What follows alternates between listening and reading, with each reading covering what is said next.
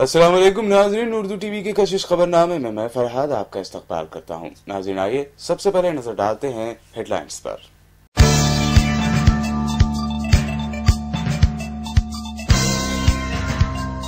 आंध्र प्रदेश और तेलंगाना के वोटरों की फहरिस्त पर खुसूसी नजरसानी का आगाज, chief electoral officer Bhanwar Lal का बयान।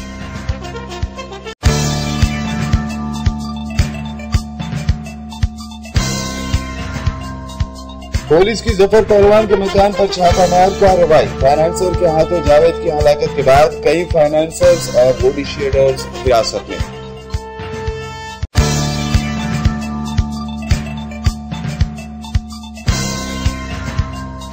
पार्लियामेंट में अपोजिशन की शदीद हंगामा आराई जारी, तब्दीली मजहब पर कानून बनाने के लिए हुकूमत हुई तैयार।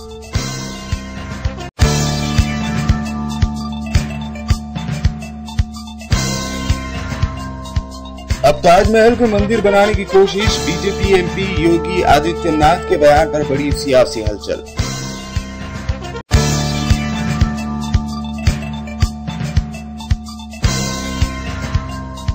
रूस और हिंदुस्तान के दरमियान हुए 20 अहम मुआहदे, वजीर आजम मोदी ने रूस को बताया हिंदुस्तान का करीबी दोस्त।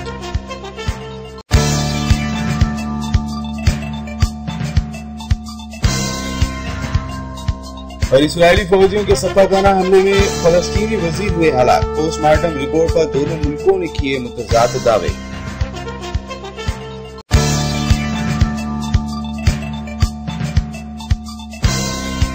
और अब खबरें तफसील से। Chief electoral officer Bhanwar Lal ने कहा कि आंध्र प्रदेश और तेलंगाना में रहने वाले तमाम शहरियों के लिए फहरिस्त राय दहिंदगान पर खुसूसी नजरसानी के काम का आगाज किया गया है। 21 जनवरी 2015 या उससे कबल 18 साल की उम्र मुकम्मल करने वाले अफराद राय दहिंदे के तौर पर अपने नाम का इंदराज करवाने के अहल हैं। फहरिस्त राय दहिंदगान का मसौदा 13 नवंबर को जारी कर दिया गया था। दोनों रियासतों के तमाम असम्बली हलकों के लिए 15 दिसंबर तक दरख्वास्तें दाखिल करने, दावों और एतराजात दाखिल करने की तारीख में भी तौसीक की गई है। इन दरख्वास्तों की 128 दिसंबर तक कर ली जाएगी और खतई फहरिस्त राय दहिंदगान 16 जनवरी को जारी कर दी जाएगी। तेलंगाना की हुकूमत ने बाविकार आसरा स्कीम के दूसरे मरहले की शुरुआत कर दी है। तेलंगाना की हुक्मरान जमात टीआरएस ने इंतखाबात के मौके पर वादा किया था कि मुअम्मरीन, बेवाओं और माजूरीन को दिए जाने वाले वज़ाइफ की रकम में इजाफा किया जाएगा। इसी लिहाज से वज़ाइफ की रकम में इजाफा किया गया है। इस स्कीम को आधार से मरबूत किया गया है। हुकूमत की जानिब से बल्दियात के कमिश्नर्स को हिदायत दी गई है कि 3500 खातेदारों के खातों में रकम जमा की जाए। अक्टूबर और नवंबर का वजीफा एक साथ इस माह में जारी करने का हुकूमत ने फैसला किया है। रियासत तेलंगाना के मुख्तलिफ मंडल ऑफिसों में ये वज़ाइफ तकसीम किए जा रहे हैं, जहां बिलखुसूस मुअम्मर मर्द व ख़वातीन का हजूम देखा जा रहा है। इन वज़ाइफ की तकसीम 15 दिसंबर तक जारी रहेगी। तेलुगु फिल्मों के मशहूर अदाकार व जनसेना पार्टी के सरबराह पवन कल्याण की पार्टी को इलेक्शन कमीशन ने रजिस्ट्रेशन दे दिया है। पवन कल्याण ने आम इंतखाबात में आंध्र प्रदेश और तेलंगाना में तेलुगु देशम और बीजेपी इत्तेहाद की कामयाबी के लिए मुहिम चलाई थी। इलेक्शन कमीशन ने उनकी जमात का रजिस्ट्रेशन कर दिया है। पवन कल्याण ने दोनों तेलुगु रियासतों आंध्र प्रदेश और तेलंगाना में उनकी पार्टी के रजिस्ट्रेशन के लिए अर्जी दाखिल की थी। पवन कल्याण साबिक मरकजी वजीर चिरंजीवी के छोटे भाई हैं। वो तेलुगु फिल्म इंडस्ट्री के सरकर्दा अदाकारों में शुमार होते हैं। आंध्र प्रदेश के नए सदर मुकाम के सिलसिले में गुंटूर और विजयवाड़ा के आला अफसरों के साथ सेक्रेटरीट में सिंगापुर के वफ्द ने मीटिंग मुनक्कद की। इस मीटिंग में इन दोनों अजला के अफसरों के साथ अराजी के हुसूल के मसले पर बातचीत की गई। मीटिंग में दोनों अजला में दस्तयाब सरकारी अराजी के अक़साम और दीगर तफसीलात से इस वक्त को वाकिफ करवाया गया। साथ ही नए सदर मुकाम के मास्टर प्लान पर भी बातचीत की गई। లాస్ట్ 500 ఇయర్స్ కానీ 300 ఇయర్స్ 200 ఇయర్స్ 100 ఇయర్స్ 50 ఇయర్స్లో వచ్చిన ఎర్త్ కేక్స్ అక్కడ ఆ పరిసర ప్రాంతాల యొక్క ఎర్త్ ప్రోన్ ఏరియానా కాదా, ఎంత ఇంటెన్సిటీ ఉంటుంది, ఇంతవరకు వచ్చిన దాని డీటెయిల్స్ అడిగారు. అదేవిధంగా flood 500 years 400 years 300 years 200 years 100 ఇయర్స్లో మన దగ్గర ఉన్న డేటా అంటే ఫ్లడ్ ఎప్పుడెప్పుడు ఎలా వచ్చింది, ఎంత హైట్ వచ్చింది, ఎలా వచ్చింది ఆ డేటా అడిగారు. తర్వాత అక్కడ అగ్రికల్చర్ కానీ ఏదైనా కల్టివేషన్ చేస్తున్నది ఎప్పటి నుంచి చేస్తున్నారు, ఎంతకాలం చేస్తున్నారు, ఎలా చేస్తున్నారు డేటా అడిగారు. అదేవిధంగా అక్కడ ఉన్న హిల్స్ ఏరియా, హిల్స్ గురించి ఇలా రికార్డ్స్ మొత్తం అడిగారు. డేటా అడిగారు. డేటా మొత్తం యాక్చువల్గా కోసంగా నిన్న కలెక్టర్స్కి ఇన్స్ట్రక్షన్ ఇవ్వడం జరిగింది. 2 కలెక్టర్స్ అధికారులు పంపించారు.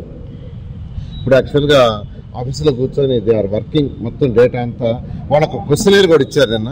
యాక్చువల్గా ఆ క్వశ్చనర్ని కలెక్టర్స్ కూడా పంపించాం, అంటే ఏమేం కావాలనేది ఆ యొక్క డేటాను కూడా తీసుకొచ్చారు. मजलिस रुकन असम्बली सैयद अहमद पाशा कादरी ने हल्का असम्बली चार मीनार बल्दी डिवीजन हुसैनी अलम के मूसा बावली के मुख्तलिफ इलाकों का पैदल दौरा किया। मजलिस रुकन असम्बली ने आवाम से मुलाकात करते हुए मसाइल से वाकफियत हासिल की। उनका कहना था कि इलाके की आवाम को ड्रेनेज लाइन के कुछ मसाइल दरपेश हैं जिन्हें जल्द दूर कर लिया जाएगा। मजलिस रुकन असम्बली ने कहा कि 15 दिनों में जेर अल्तवा कामों को मुकम्मल कर लिया जाएगा। उनके साथ बल्दिया के आला अहदेदारान समेत मजलिसी सरगर्म कारकुन मोहम्मद मुस्तफा अली मुजफ्फर, महमूद कादरी के अलावा दीगर मौजूद थे। एरिया में दौरा किया गया। यहाँ पर एक सीवरेज का काम पेंडिंग में था 8-10 महीने से। नई लाइन सेंक्शन करा के यहाँ पर काम का आगाज करा रहे। पाइपा आ गए हैं। हम यहाँ गली में एक तकरीब है, उसकी वजह से रुके। पीर के दिन से काम शुरू होगा। और ये घर से जरा से लोगों को ड्रेनेज की तकलीफ थी, उससे लाइन पड़ने से उनको काफ़ी सहूलत हो जाएगी। पीछे के एरिया में भी गलियों में दौरा किया गया, वहाँ के भी मसाइल से वाकिफियत हासिल की गई। कुछ गलियों में ड्रेनेज लाइन है लेकिन उसके मेन रोड बहुत ज़्यादा फासले पर है। वहाँ पर नए मेन रोड्स बनाने के लिए भी लिखा गया। कुछ इजाफा रहे तो वक्तन ड्रेनेज की लाइन की सफाई के लिए सहूलत होती है। और स्ट्रीट लाइट का भी कुछ कंप्लेन है, इंशाल्लाह स्ट्रीट लाइट तो कल ही चालू कर दी जाएगी। बल्दिया के कुछ काम आगे, चौरस्ते पे कुछ इंक्रोचमेंट था, रोड वाइंडिंग के बाद भी लोग आगे बढ़ गए। डिप्टी कमिश्नर साहब हमारे साथ हैं, उनको दिखा दिया गया है। ये यहाँ के इलेक्ट्रिक पोल शिफ्ट होने के बाद यहाँ इंक्रोचमेंट जितने सबको निकाल देंगे। मेन रोड है, हजारों के लोग को उनका जाना आना है। और ये बढ़ती हुई ट्रैफिक के पेश नजर हर तरफ हम वाइंडिंग का रोड वाइंडिंग का काम कर रहे हैं ताकि ट्रैफिक को किसी किस्म की तकलीफ ना होने पाए। इसलिए यहाँ पर भी वाइंडिंग हो चुकी थी, कुछ इंक्रोचमेंट बढ़ गया, उसको भी निकालने के लिए बताया गया है। और माँ बाकी बल्दी बरकी आबरासारी के जो मसाइल है उसको लेटर्स के जरिए डिप्टी कमिश्नर को दिए गए। पानी के कुछ एरिया में शिकायत है, जनरल मैनेजर वाटरवर्स भी हमारे साथ है, डिप्टी डीजीएम भी हमारे साथ है, उनको नोट करा दिया गया है। सप्लाई के वक्त जो लोग आके देखेंगे पानी की सरबराही कहाँ तक है और कहाँ नहीं आ रही है, उसको जो नए आने की शिकायत है उसको दूर करेंगे। और इस तरीके से हमारे इब्तिदाई मजालिस के तमाम सरगर्म अराकीन हमारे साथ है। और ये कामों की हम चाहते हैं कि माँ बाकी कामों के जल्द से जल्द 1 हफ्ते 10 दिन में उसकी तकमील हो, इंशाल्लाह हम करेंगे। फिर रिव्यू के लिए दोबारा यहाँ पर 15 दिन के बाद फिर आके यहाँ पे कामों को कितने काम हुए कितने नहीं हुए उसको चेक किया जाएगा। शुक्रिया। मजलिस रुकन असम्बली सैयद अहमद पाशा कादरी ने हल्का असम्बली चार मीनार बल्दी डिवीजन पत्थरगट्टी, दारुशफा, पंजाशाह और मदीना का पैदल दौरा किया। मजलिस रुकन असम्बली ने आवाम से मुलाकात करते हुए मसाइल से वाकफियत हासिल की। उन्होंने ज़ेर अल्तवा कामों को मुकम्मल करने का यकीन भी दिलाया। इलाके में सड़कों की तोसई काम भी दरपेश है। उनके साथ बल्दी बरखी और आबरासानी के आला अहदेदारान समेत मजलिस के साबिक कारपोरेटर मोहसिन बलाला के अलावा दीगर मौजूद थे। सदर मजलिस की हिदायत पर उन्होंने ये दौरा किया। चार मीनार असेंबली हल्के में पुराने वाली जो पत्थरगट्टी बल्दी डिवीजन का एरिया है, छत्ता बाजार से लेके नायब होटल के बाजू से लेकर छत्ता बाजार से पुराने वाली की पीली गेट तक, यहाँ पर रोड वाइंडिंग की बेहद ज़रूरत है। कई लोग कई मरतबा कंप्लेन करे, ट्रैफिक जाम हो जाती है, रोड कंजेस्टेड है और इसकी वाइंडिंग बेहद ज़रूरी है। नकीब मिल्लत बैरिस्टर असदुद्दीन वैसी साहब सदर मजलिस रुकन पार्लियामेंट की हिदायत पर आज वहाँ पर पुलिस, ट्रैफिक पुलिस, बल्दिया के टाउन प्लानिंग के लोगों के साथ दौरा किया गया और उनको बताया गया ये प्लान तैयार कर रहे हैं वो लोग। दोनों तरफ से 30-30 फीट रोड लेंगे, वाइंडिंग का प्लान बनेगा। ये टीपू खां मस्जिद के सामने से लेके पुरानी वाली की पीली गेट तक ये वाइंडिंग होगा। पीली गेट से लेके नाले तक जितने इंक्रोचमेंट है जो रोड को कंजेस्टेड कर दिए वो पूरे इंक्रोचमेंट निकाल दिए जाएंगे ताकि जाने वाले हजारों लोगों को सहूलत हो सके। रोड वाइंडिंग करके पुराने वाली के अंदर नई रोड निकाली गई थी, लेकिन आहिस्ता आहिस्ता कब्जे करके रोड को तंग कर दिया, पहले से भी ज़्यादा तंग रोड हो गई वहाँ पर। इसलिए उसकी वेंडिंग और वहाँ के इंक्रोचमेंट को, कब्जों को निकालना बेहद ज़रूरी है। कई लोग शिकायत कर रहे हैं, मुसलसिल 1.5-2 साल से ये कंप्लेंट हमारे पास है। लोग आते जाते देखकर हमको इत्तला करते कि साहब ये रोड पे कब्जे बहुत है, जाने को दुश्वारी, कोई मरीज दवाखाने को आया तो यहाँ पे हॉस्पिटल है, हॉस्पिटल को मरीज आया, एम्बुलेंस के लिए बराबर रास्ता नहीं मिलता। अभी इसमें कुछ गैर समाजी अनासर भी है वहाँ पर जो इसके नाजायज कब्जों से इस्तेसाल कर रहे हैं। इसलिए हम दौरा किए, अनकरीब ये पूरा प्लान तैयार होने के बाद रोड वाइंडिंग भी होंगी और नाजायज जो कब्जे है वो पूरे कब्जे बर्खास्त होंगे। ये कुशादा रोड होंगी, बड़ी रोड होंगी, लोगों को आसानी से जाने आने के लिए सहूलत होगी, आवाम को सहूलत पहुंचाने के लिए सदर मजलिस नकीब मिल्लत की हिदायत पे दौरा किया गया। हमारी कोशिश है कि जल्द से जल्द कब्जे बर्खास्त हो, वाइंडिंग का काम हो, ताकि लोगों को आमद-ओ-रफ्त में ज़्यादा से ज़्यादा सहूलत हो। इस एरिया में, इस दौरे में हमारे कारपोरेटर मोहसिन बलाला साहब, इब्तिदाई मजालिस के तमाम लोग भी शरीक थे और इंशाअल्लाह काम को जल्द से जल्द तकमील कराएंगे। शुक्रिया। मजलिस रुकन असम्बली मुमताज अहमद खान ने याकूतपुरा में तकरीबन 1040 बुजुर्ग शहरियों, माजूरीन और बेवाओं में वज़ाइफ की तकसीम अमल में लाई। इस सिलसिले में मजीद मुस्तहक गरीब अफराद को हुकूमत की जानिब से जल्द ही वजीफे तकसीम किए जाएंगे। इस मौके पर तहसीलदार के अलावा दीगर अफराद मौजूद थे। ओल्ड एज पेंशन और जो वीडियो पेंशन के फॉर्म दाखिल किए गए थे उसके अंदर 17/1 और 17/2 के अंदर 402 मंजूरियां अमल में आए और 17/3 में 638 और बाकी के जो वार्ड हैं 17/4, 17/5, 17/6, 17/7 जो याकूतपुरा असम्बली हल्के के इलाके हैं वो भी इंशाल्लाह मंजूर होके आएंगे। और ये 17/1, 2, 3 में भी अभी बहुत सारे फॉर्म मंजूर होने के हैं। आज ये टोटल जो डिस्ट्रीब्यूशन है यहाँ पर शहीद विला के अंदर गरीब आवाम के अंदर जो बेवा हैं और जो उम्र रसीदा 65 साल के हैं और हैंडीकैप हैं उनमें वज़ाइफ तकसीम किए जा रहे हैं। मजलिस इत्तेहाद मुस्लिमीन आज अल्हम्दुलिल्लाह आवाम के दरमियान में रहकर उनके मसाइल को हल करवाने के लिए और गवर्नमेंट के जो भी स्कीमात हैं उसको रूबो अमल लाने के लिए आवाम में शऊर पैदा कर रहे हैं। आज अल्लाह के फजल करम से मैं और हमारे काउंसलर्स और हमारे इब्तिदाई के सुदूर मोतमदीन भी आवाम के दरमियान में रहकर आपके मसाइल को हल करवाने की कोशिश कर रहे हैं।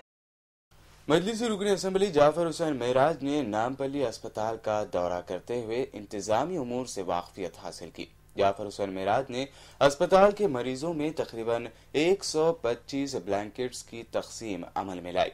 इस मौके पर मजलिस रुकन असम्बली के साथ डॉक्टर्स और साबिक कारपोरेटर मोहसिना परवीन व दीगर मजलिसी कारकुनान भी मौजूद थे। आज नामपल्ली एरिया हॉस्पिटल के अंदर मरीज़ों की सहूलत के लिए यहाँ पर मजलिस इत्तेहाद मुस्लिमीन के चाहने वाले AIMM नामपल्ली कॉन्स्टिट्यूंसी की तरफ से यहाँ पर ब्लैंकेट्स तकसीम की गई है। तकरीबन 125 ब्लैंकेट्स आज दिए गए हैं ताकि हर बेड के ऊपर, सर्दी का मौसम है, पेशेंट्स को तकलीफ़ होती है, इस सिलसिले में नामपल्ली एरिया हॉस्पिटल में जमा किया गया है। और जब से नामपल्ली एरिया हॉस्पिटल मजलिस इत्तेहाद मुस्लिमीन की तरफ से जो कोशिश की जा रही है तो इसमें काफ़ी इम्प्रूवमेंट आ रहा है, काफ़ी डेवलपमेंट आ रहा है, पेशेंट्स भी बहुत ज़्यादा सेटिस्फाई है और अल्हम्दुलिल्लाह यहाँ के डॉक्टर्स भी दिलो जान से मेहनत कर रहे हैं, जिसमें सुप्रेंट साहब भी है, हमारे पास यादव साहब भी हैं जो जनरल सर्जन हैं। इसके अलावा जो मजलिस इत्तेहाद मुस्लिमीन के चाहने वाले हैं उन सब की रास्त निगरानी के अंदर कोई भी प्रॉब्लम है तो उसको सॉल्व किया जा रहा है। अभी AIMM नामपल्ली कॉन्स्टिट्यूंसी के जानिब से एक RO प्लांट का भी यहाँ पे काम स्टार्ट किया गया है। इंशाअल्लाह ताला RO प्लांट मुकम्मल कंप्लीट होने के बावजूद पेशेंटों को मिनरल वाटर के लिए सहूलत दी जा रही है। बैरिस्टर असदुद्दीन अवीसी साहब के हाथों इसका इनॉग्रेशन RO प्लांट का किया जाएगा इंशाअल्लाह तकमील होने के बाद। और जो भी हॉस्पिटल के अंदर कमी है उस कमी को इंशाअल्लाह लाज़िम पूरा किया जाएगा। मैं अल्हम्दुलिल्लाह तमाम चाहने वाले ज़िम्मेदार मजलिस इत्तेहादुल मुस्लिमीन का शुक्रिया अदा करता हूँ, यहाँ की डॉक्टर्स की टीम का और एडमिनिस्ट्रेशन स्टाफ का, उसके साथ साथ नर्सिंग स्टाफ का, सबका शुक्रिया अदा करता हूँ।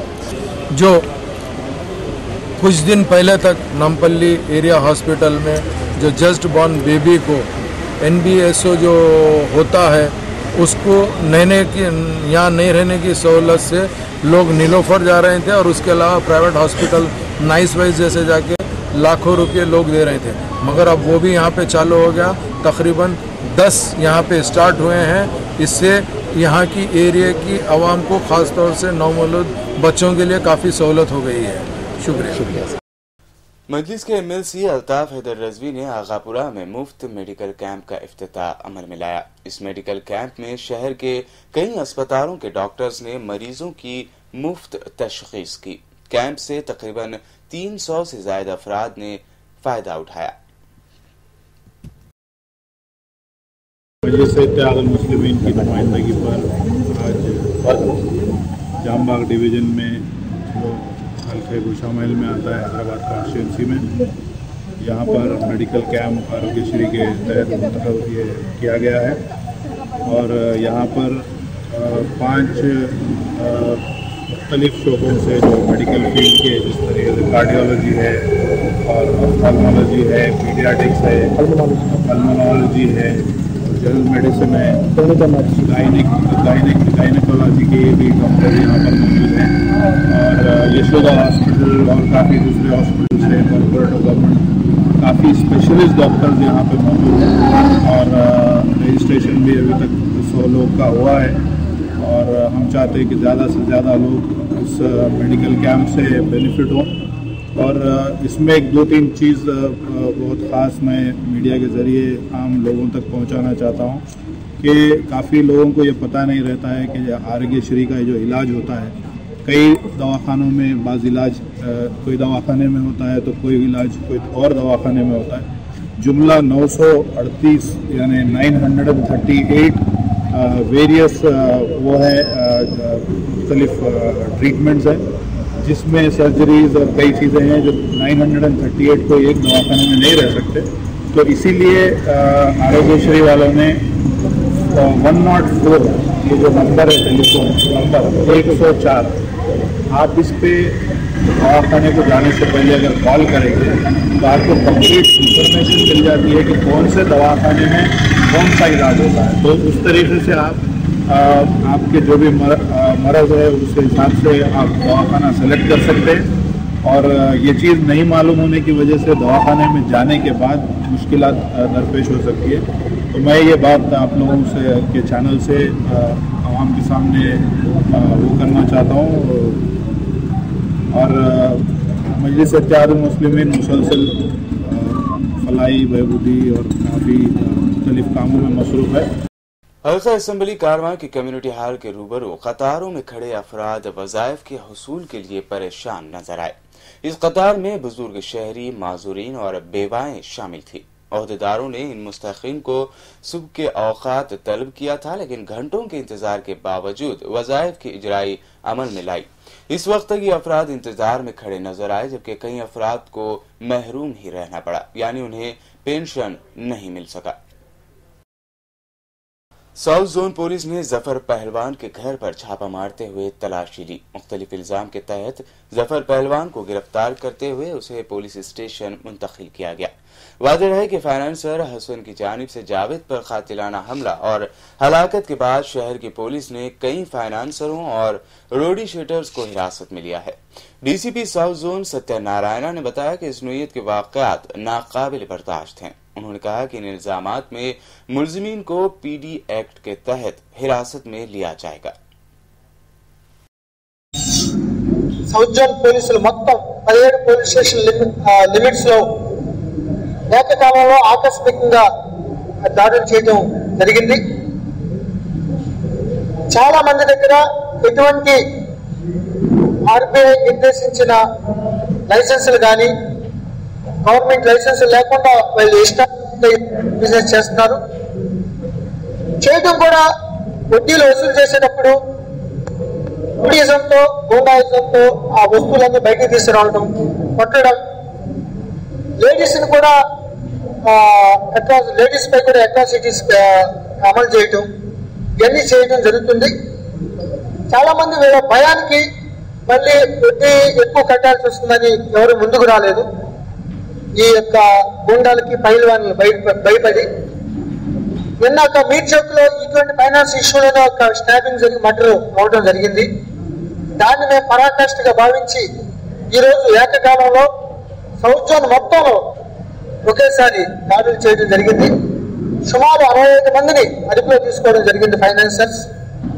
20 మంది మీద ఇమీడియట్ గా ఎక్స్టార్షన్ కేసులు 3 and 5 sections Telangana money lending act కింద బుక్ చేయడం జరిగింది. వారిని రిమాండ్ పంపించడం జరుగుతుంది. అదేవిధంగా ఇంకా మిగతా వాళ్ళు రికార్డులు సీజ్ చేసి ఆ యొక్క ఎంక్వైరీ చేసి తదనుగుణంగా చర్యలు తీసుకుంటాం. राजनाई अब देखते हैं अहम कौमी खबरें।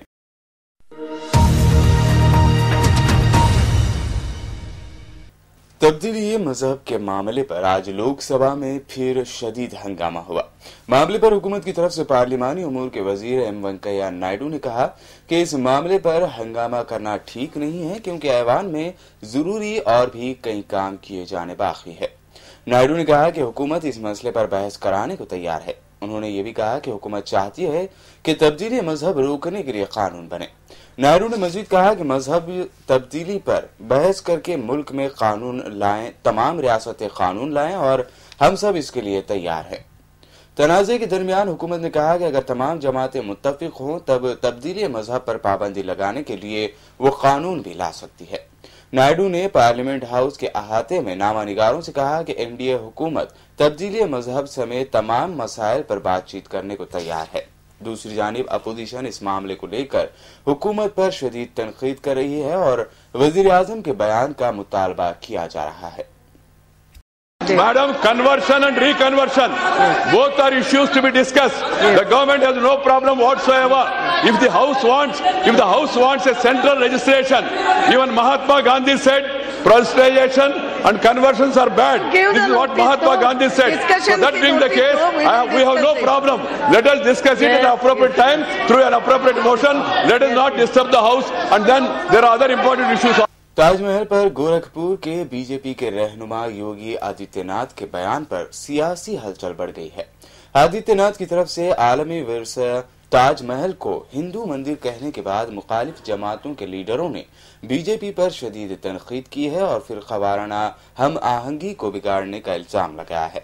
दरअसल आदित्यनाथ ने बयान दिया था कि अगर शिया और सुन्नी वक्फ बोर्ड ताज पर दावा कर सकते हैं तो हिंदू क्यों नहीं।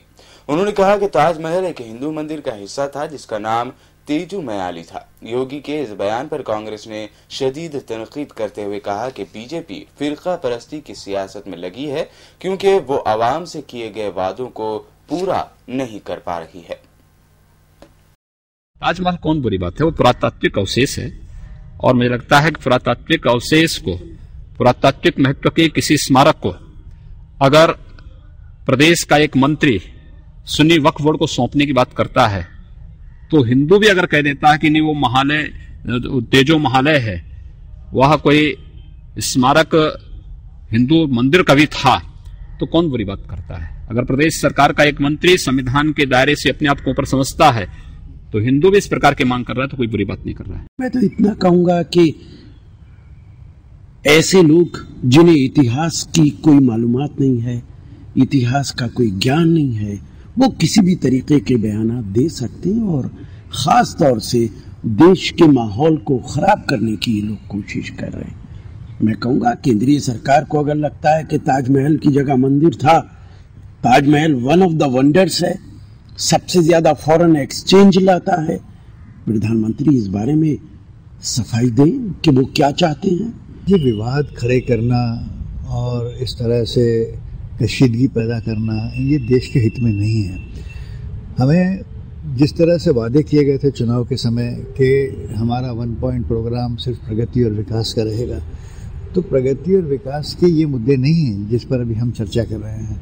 ये सारे रास्ते से हटकर आपस में विवाद पैदा करना, आपस में मुसलमानों और हिंदुओं में नफरत पैदा करना, ये इस किस्म के काम देश की प्रगति के रास्ते में नहीं आते। और मुझे दुख है कि ऐसे ऐसे मुद्दे उठाकर खामखा कंट्रोवर्सी पैदा करके और नफरत शुरू करना और शक की गुंजाइश पैदा करना, मैं समझता हूँ ऐसे मुद्दों को इस वक्त छोड़ देना चाहिए और हम सबको मिलकर, चाहे वो किसी भी धर्म का हो, सबको मिलकर भारत के विकास की, भारत की प्रगति की बातें करनी चाहिए। ऐसा है कि ये लोग न इतिहास को जानते हैं, न इनको किसी तरह की जानकारी है। एक प्रकार का जिसको हम कह सकते हैं कि माइंड सेट है और उसी के आधार पर ये काम कर रहे हैं। इनको भी पता है कि ताजमहल किसने बनवाया, लेकिन ये कंट्रोवर्सी इसलिए पैदा कर रहे हैं ताकि देश में एक भ्रम पैदा हो और उसका वो राजनीतिक लाभ उठा सके। बीजेपी और उससे जुड़े हुए संगठन और नेता गड़े मुर्दे उखाड़ रहे हैं। प्रधानमंत्री ने कहा है कि 4 साल हम विकास करेंगे और आखिरी साल राजनीति करेंगे, लेकिन भाजपा से जुड़े हुए, संघ से जुड़े हुए जो अनुषांगिक संगठन हैं, उन्होंने उन इश्यूज को उठाना शुरू किया है जो प्रधानमंत्री ने अपने वक्तव्य से गैर हाजिर रखे थे। धर्म परिवर्तन एक नया मुद्दा है, इससे पहले लव जिहाद था। वो समूचे देश में सांप्रदायिक तनाव फैला करके एक पार्टी का राज कायम करने की जुगाड़ में लगे हुए। पीएम नरेंद्र मोदी आज रूस के सदर पुतिन से मिले। दोनों ने 20 मुआहदों पर दस्तखत किए हैं, जिनमें जोहरी तवानाई, पेट्रोलियम, गैस, मेडिकल रिसर्च, फौजी ट्रेनिंग पर समझौता भी शामिल है। जोहरी तवानाई के मुआहदे के तहत 10 और एटमी रिएक्टर बनेंगे। इस दरमियान न्यूज एजेंसी पीटीआई और रूस की एक न्यूज एजेंसी के दरमियान समझौता भी इसी में शामिल है।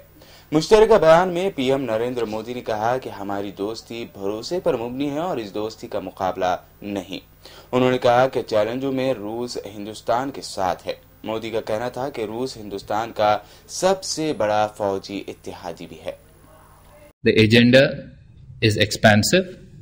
It deals with energy ties, that is in terms of hydrocarbons, where there is enormous potential, nuclear energy cooperation, where Russia and India are working to build nuclear power plants in India, defense, which is a major factor in our bilateral ties, and commercial and people-to-people ties, which are growing very rapidly. So, we expect a full agenda and a fruitful outcome. India and Russia's bilateral trade is approximately 10 billion. This is, of course, way below its potential. There exist enormous opportunities in the changes that are taking place in India as well as in Russia for our businessmen to engage each other.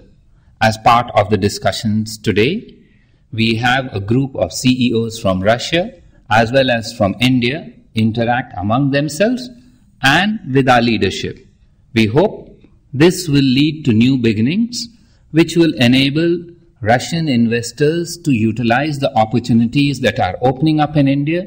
It is our intention during the discussions to try and see if a beginning can be made in terms of direct import of Russian diamonds to India. Should we succeed in this, this will add sparkle to India-Russia bilateral ties. And as you know, diamonds are forever and the sparkle will last forever. अच्छी बात है, अगर Putin साहब से हमारे संबंध बेहतर होते हैं तो देश के हित में होगा। हम तो ये चाहेंगे कि दुनिया के तमाम बड़े देशों के साथ में भारत के संबंध अच्छे हों, व्यापार बढ़े और फॉरेन एक्सचेंज बढ़े, एक्सपोर्ट बढ़े, तो इससे हमारे देश की प्रगति के रास्ते में एक बढ़ता हुआ कदम माना जा सकता है। I think there is tremendous potential for cooperation because in particular Russia has enormous energy reserves and we have also had many decades of very close friendship with Russia, particularly in defense area. Lately India has been growing in other directions, but this is a friendship that I think we should continue to nurture, which will be advantageous to both countries. India has a very strong fraternal relationship with Russia. The relationship predates both the present dispensation. And India and Russia have been natural partners. They have been historical allies. And this relationship needs to be renewed. This relationship needs to be reinvigorated, and more torque needs to be added to it. And it also would possibly serve the interests of India if this government were to really clarify from the Russian government as to whether they have taken a decision in principle to try and sell armaments to Pakistan. Russia हमारा पारंपरिक मित्र रहा है और आज से नहीं, बहुत शुरुआत से हर मौके पर रशिया का समर्थन और उनका सहयोग भारत सरकार को मिला है।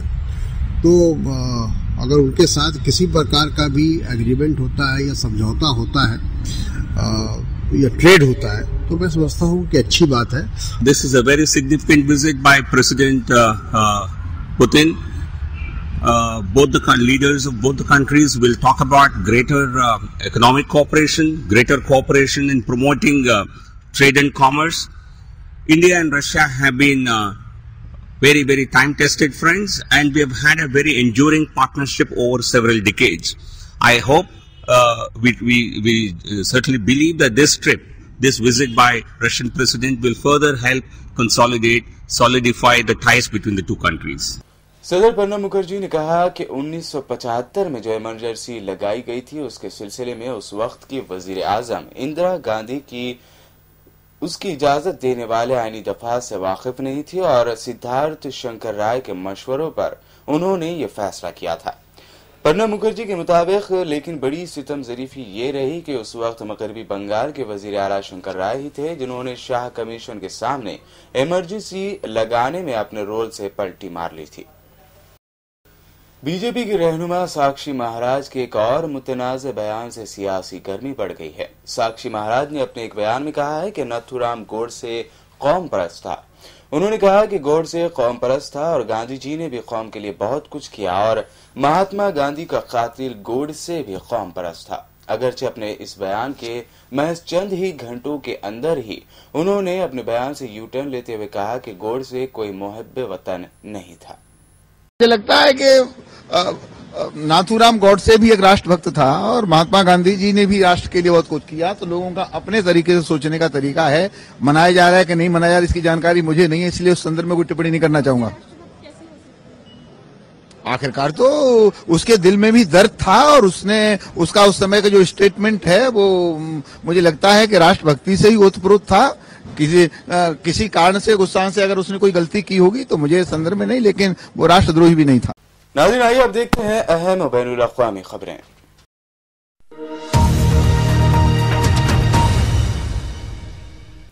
इस्राएली फौजियों के साथ एक तसादुम में फलस्तीनी काबीना के रुकन जियाद अबू ऐन जाँ बहक हो गए। ये वाक़या मगरबी किनारे में एक मुजाहरे के दौरान पेश आया। इस्राएली वज़ीर दिफा मोशे यालून का कहना है कि उनकी फौज फलस्तीनी हुक्काम के साथ मिलकर इस वाक़े की तफ्तीश के लिए तैयार है। उन्होंने ये भी बताया कि अबू ऐन के पोस्टमार्टम की कार्रवाई में फलस्तीनियों और उर्दन के डॉक्टरों के साथ साथ एक इस्राएली डॉक्टर भी शामिल है। अमेरिका ने इस वाक़े की तेज तर और साफ और शफाफ तफ्तीश पर जोर दिया है, जबकि अक़वाम मुत्तहिदा के सेक्रेटरी जनरल बान की मून और यूरोपीय यूनियन की सरबराह बराए खारजा उमूर फेडरिका मोगिरेनी ने फरीक़ैन पर जोर दिया है कि वो बर्दाश्त का मुजाहरा करें। अफगान सदर अशरफ गनी ने CIA की पुरतशद्दुद कार्रवाइयों की मसम्मत की है। उन्होंने काबुल में एक न्यूज कॉन्फ्रेंस खिताब में कहा कि ऐसी कार्रवाइयों का कोई जवाब नहीं है।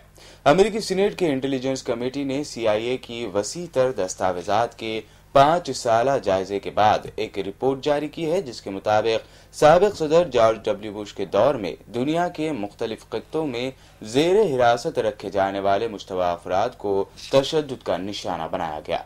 इस रिपोर्ट के तनाजुर में गनी का कहना था कि अमरीकी खुफिया इदारे के बेईमाना तरीक़े तफ्तीश ने इंसानी हकूक़ की तमाम तर तवज्जो और उसके अक़दार को तोड़ दिया है। अफगानिस्तान की दारुल हुकूमत काबुल में होने वाले खुदकश हमले में 6 अफगान फौजी मारे गए। हुक्काम ने बताया है कि तालिबान बागियों ने आज सुबह फौज की एक मिनी बस पर हमला किया, जिसके नतीजे में 10 अफराद जख्मी भी हो गए हैं, जिनमें शहरी भी शामिल है। बताया गया है कि हमलावर पैदल था, जिसने एक मसरूफ बाजार में फौजी गाड़ी को निशाना बनाया। तालिबान ने इस हमले की जिम्मेदारी कबूल कर ली है। और अब आखिर में हेडलाइंस पर डालते हैं एक और नजर।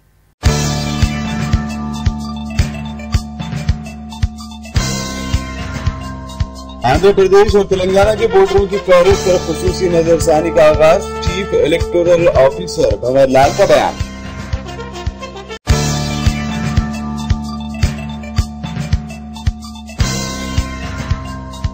पुलिस की जफर पहलवान के मकान पर छापामार कार्रवाई। फाइनेंसर के हाथों जावेद की हलाकत के बाद कई फाइनेंसर्स और बॉडी शेडर्स हिरासत में।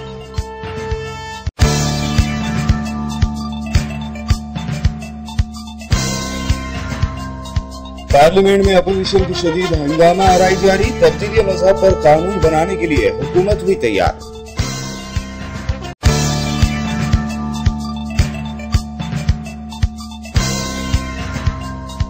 अब ताजमहल को मंदिर बनाने की कोशिश। बीजेपी एमपी योगी आदित्यनाथ के बयान पर बड़ी सियासी हलचल।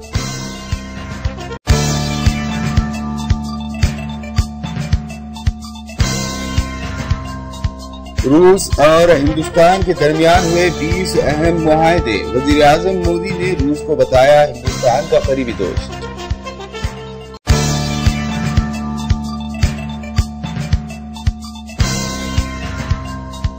और इस्राएली फौजियों के सफाकाना हमले में फलस्तीनी वजीर हुए हलाक। पोस्टमार्टम रिपोर्ट पर दोनों मुल्कों ने किए मुतजाद दावे।